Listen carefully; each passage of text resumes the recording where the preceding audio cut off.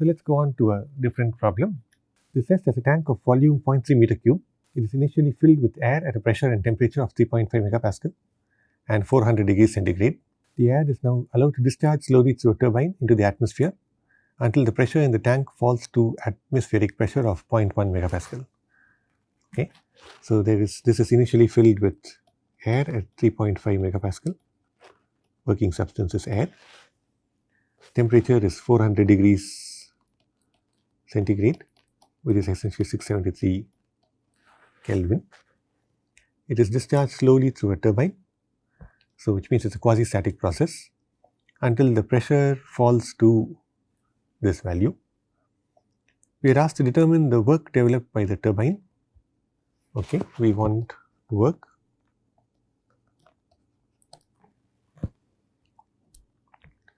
We are told we can neglect friction, heat loss, kinetic energy and potential energy changes.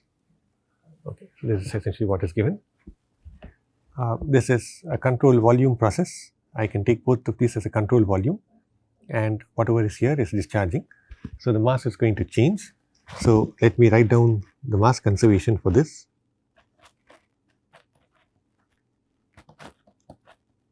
There's only one inlet and one outlet. Actually, there isn't even an inlet. So I can write, I don't need the sigma because there's only one of this.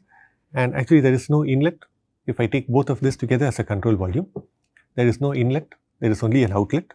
So nothing is coming in. So mi dot is 0. So which means I get m dot e is minus dm by dt. So I have this.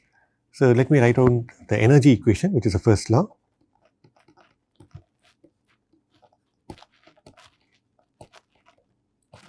Again, I'm assuming only one inlet and one outlet.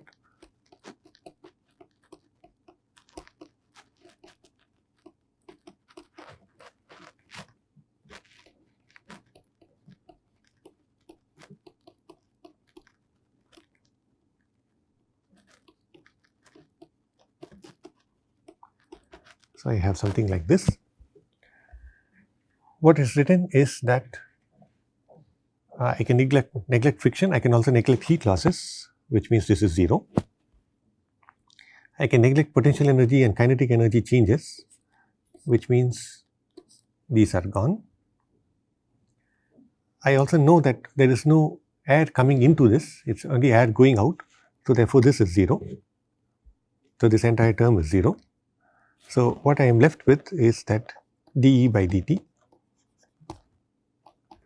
is equal to minus W dot minus m dot at the exit into enthalpy at the exit.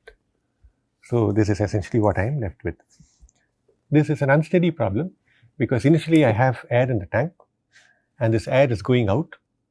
So therefore it is not steady, therefore this term will not be equal to 0. Similarly, this term is not equal to 0 because this is losing mass, and while it is losing mass, it is also losing energy. So we see that we have this expression. We need to find some way of solving this expression. So let's see what we can do about it. So what I'm interested in finding out is W dot. So I get W dot. This is essentially minus dE by dt minus m dot into enthalpy at the exit.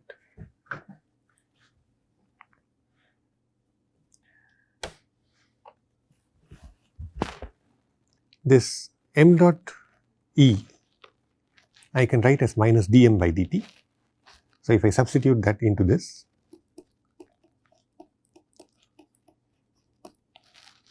so I have minus m dot is dm by dt. So I have dm by dt into enthalpy at the exit.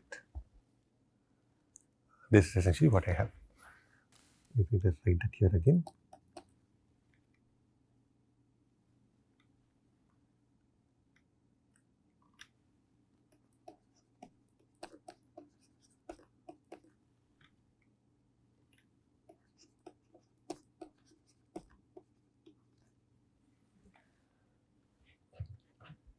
So now the question is that if I can integrate this, then I can find out the value of W dot.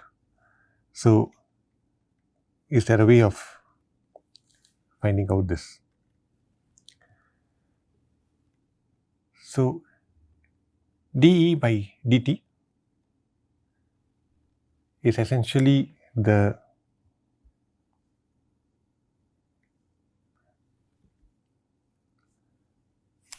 change in energy between the initial and final states. There is no change in kinetic and potential energy of this entire control volume because the control volume is fixed. So essentially E for the control volume, we would generally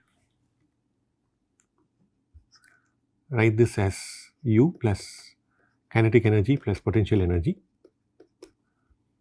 and these two are not changing. So E for the control volume is essentially U itself, and U is essentially the small u into the mass of the control volume. So this is essentially minus of d of mu of the control volume plus dm by dt into enthalpy. I can write this u in terms of Cv and T and this enthalpy in terms of Cp and T, assuming that air is an ideal gas. So I get minus d by dt of m of the control volume into Cv into T of the control volume plus dm by dt into Cp into the temperature at the exit. So this is essentially what I have.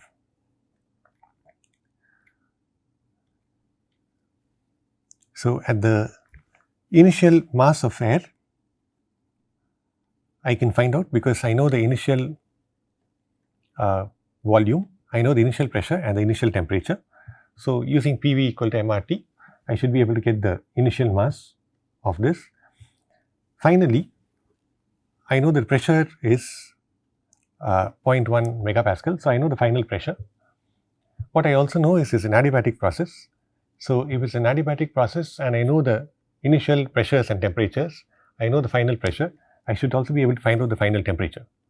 So therefore, I know for the control volume, the initial and final pressures and initial and final temperatures. Therefore, I should be able to find out this term. I know what is the mass initially, I know what is the volume, and I know the final pressure. So I can also find out the final mass. So I can find out all of this. And then I have dm by dt into Cp into Te.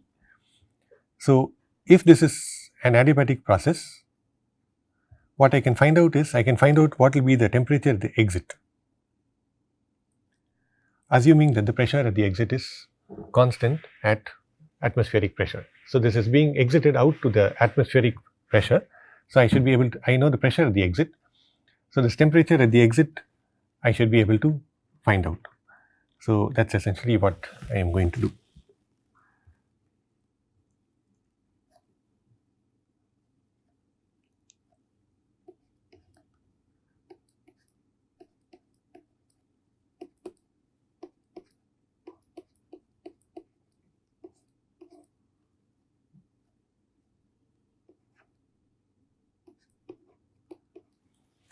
So I have PV to power gamma equal to constant, which gives me a relation of this form.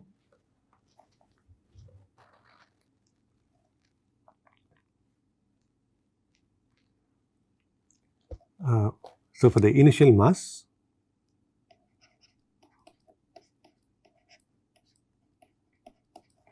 this is air. So the initial pressure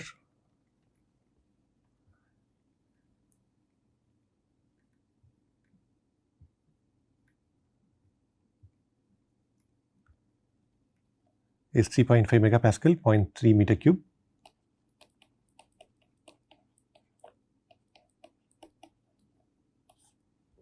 I'm going to take R as 287 joule per kg Kelvin, and the initial temperature is 673.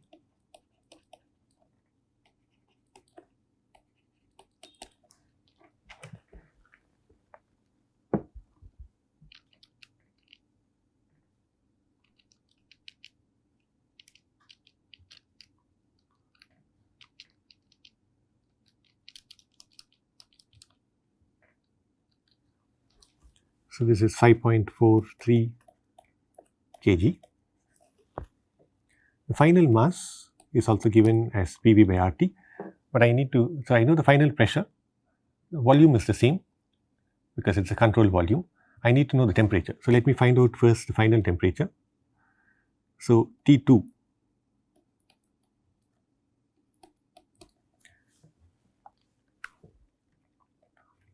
So I know that T1 by T2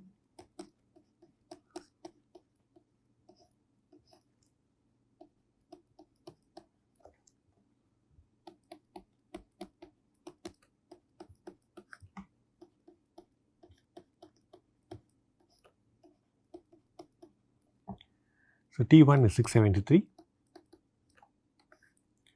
P1 is 3.5 in 10 power 6 Pascal, P2 is essentially 0.1 megapascal,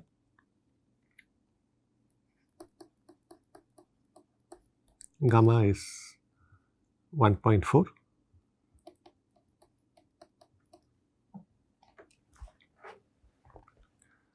so this is the 10 power 6 get cancelled, this is 35, so I have 35 to the power of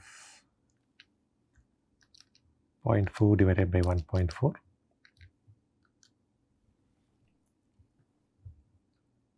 one by that into 673, which is essentially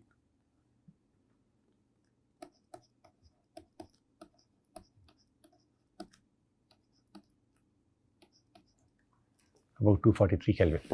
So we see that the temperature at the exit is lower than atmospheric temperature because this gas is getting expanded and it is getting cooled while it is being expanded.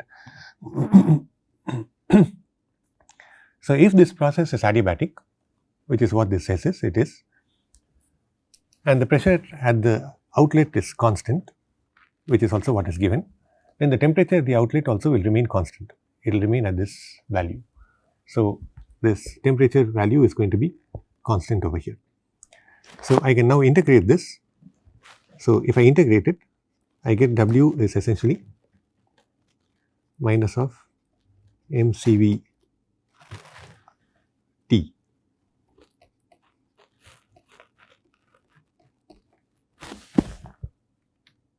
So these are constant. So integral of this is m into Cp T or T is equal to T2. So essentially now I have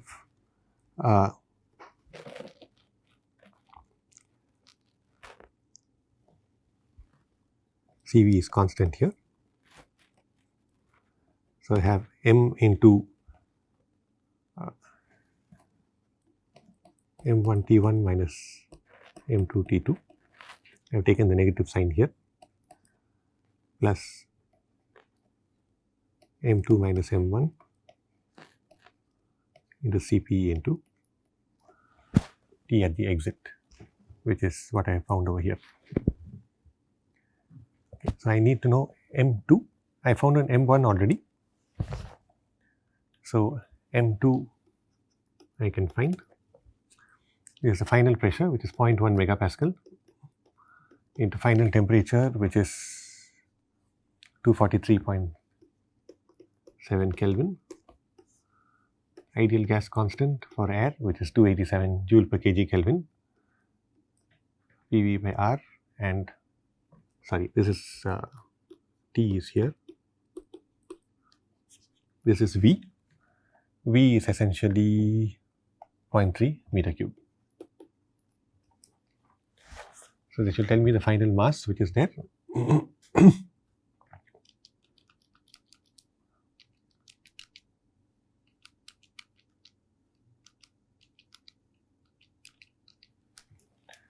Which gives me a final mass of about 0.42 kg.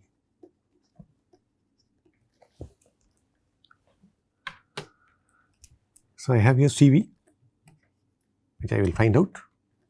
I have 5.43 into 673 minus 0.428 into 243 plus initial mass 5.43, sorry, this is final mass, which is 0.428 minus initial mass, which is 5.43 times Cp times 243.7.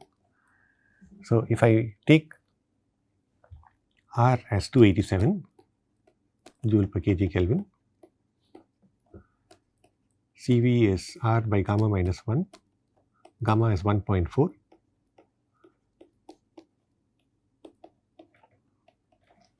which gives me a value of 717.5.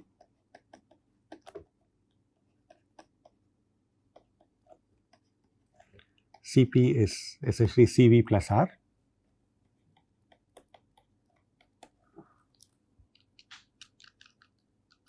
which gives me a value of 1004.5.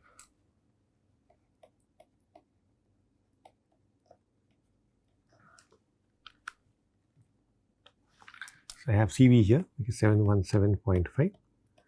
I have Cp here, which is 1004.5. These are multiplied for this term.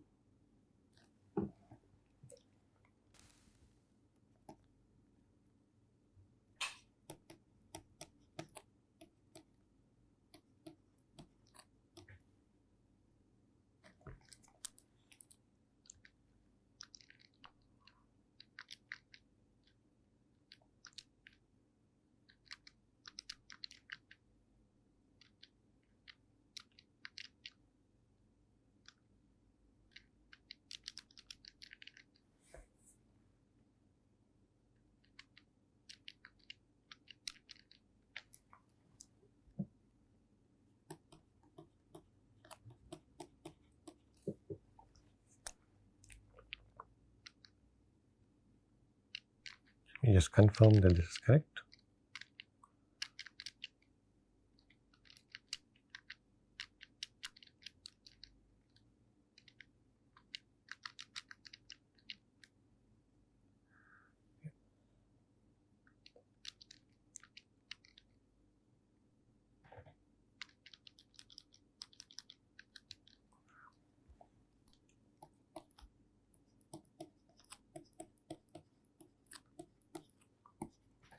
It says that I can get a work of about 1.3 in 10 to the power 6 joules, or 1.3 megajoules.